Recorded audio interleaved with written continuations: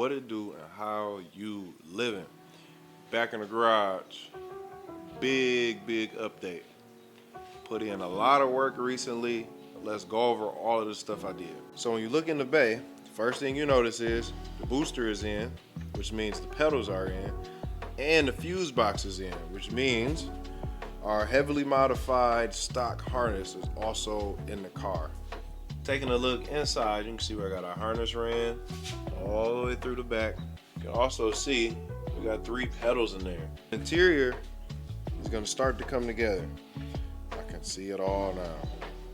And this mainly happened because I decided that I wasn't going to change the color of the car. I always wanted to do like a Daytona Violet E30 or something because we didn't get any Daytona Violet or any purple E30s here in America. So I always had a dream of doing that. But I got to see this blue and it wasn't faded. It wasn't like missing clear coat, and this color is absolutely beautiful. I decided that I didn't have to paint everything on the interior of the car black like I originally planned to. Thought it would look stupid to have a purple car with a black floor and then the A-pillars and everything be blue. But since I'm keeping the same color blue, I don't have to paint the inside, which means I can start putting stuff inside of the car. That was a lot of work that I got to do over the course of this past week and a half, and just start to get everything in there. With this booster, I think I talked about it before, but this reservoir has to go because this doesn't work with what we need. And then the OEM brake lines for the E30 do not match up with the brake lines for the E90.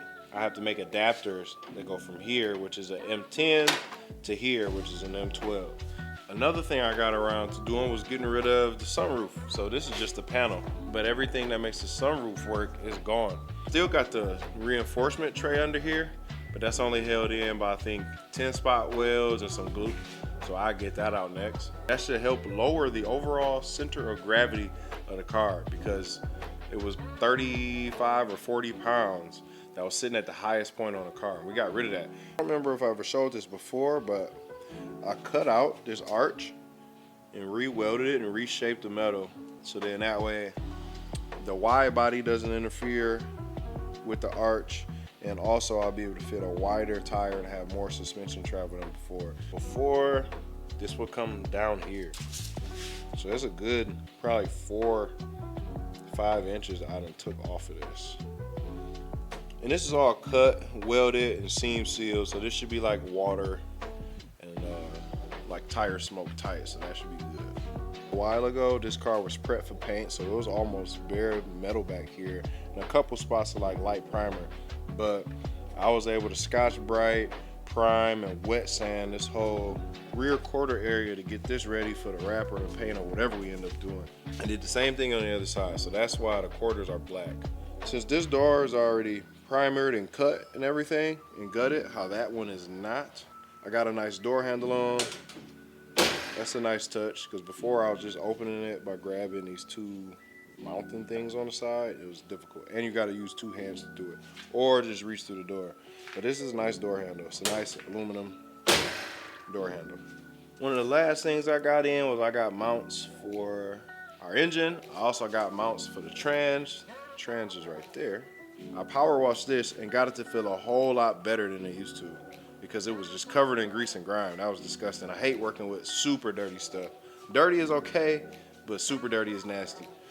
But if we got mounts, we get more stuff in the bay, that means it's almost time to mock up one of these engines. So I got this intake on here, and then on the opposite side, we need an exhaust manifold. I said it time and time again, I'm not a welder, but I can get stuff to stick together. So I took my shot at making a turbo manifold, or at least the beginning of one, to have somebody help me finish it, because we got this 1.8T intake manifold, and that looks cool. On the other side, we need a way to get the turbo to spool, the turbo spinner with the exhaust gases. So this is what I came up with. It's not pretty, but it should work. Boom. It's actually hideous. I had several M52 tubular shorty headers for my previous E30. And it has the same bolt pattern, the same like runner length and everything as what would match on an M42.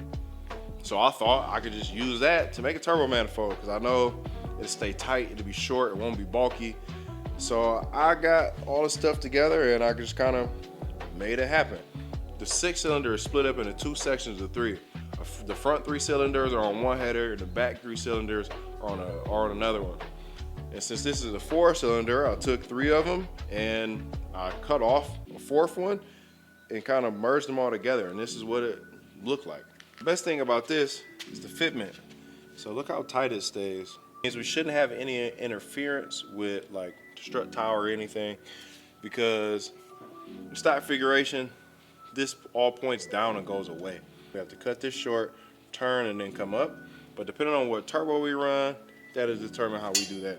It's tucked super tight close to it. So I think that's gonna fit really well and that's gonna work out as long as it doesn't break. So in the next video, I'll probably power wash this engine, since it has the front sump, which is the correct sump for the E30, and the nicer looking one down there. That one has a rear sump because it's from an E36. I get it all cleaned up, I'll power wash it, and then that way we can set it on the mounts to see where the turbo manifold ends up in relation to the strut towers, and to see where this intake manifold is going to point our throttle body. We can start figuring out plumbing for the intercooler, for the charge pipes, and all of that stuff. I want this to kind of be like a stocky and short setup to keep everything tight toward the middle of the vehicle. It might not seem like I did a lot of tasks, but all this stuff just took so much time and so much effort to get done. Like that turbo manifold, even though, like I said, I'm not the best and it doesn't look good, but it should work. That took me like a day and a half to get done. Just doing that. And then taking the sunroof out, that was a headache too, because stuff is just old. But things are going, things are progressing. I'm having a good time, and I'm happy I get to like document this and show what I'm doing. So with that being said, thank you for watching. Thank you for hanging out for a minute. I appreciate y'all. Have a good one.